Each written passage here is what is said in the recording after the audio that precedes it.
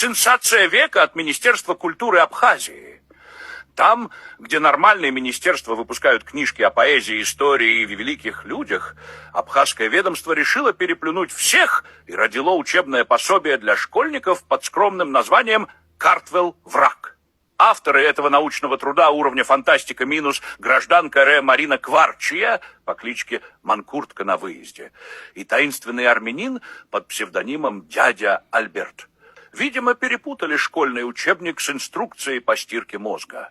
Согласно аннотации, книга на ментальном уровне научит детей отказываться от мегрельских бабушек, дедушек и прочего грузинского хлама. Иными словами, новый предмет в школах будет называться «Как отрезать себе половину родни и гордиться этим». Особое внимание уделено разделу «Генеалогия – это западный заговор».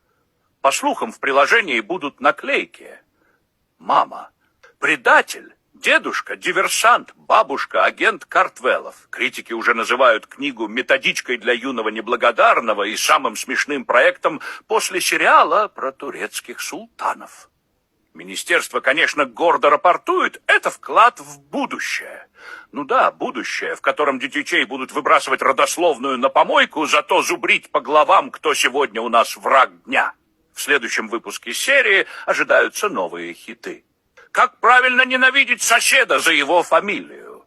Инструкция по отказу от собственной памяти. И, наконец, абхазская культура без абхазов.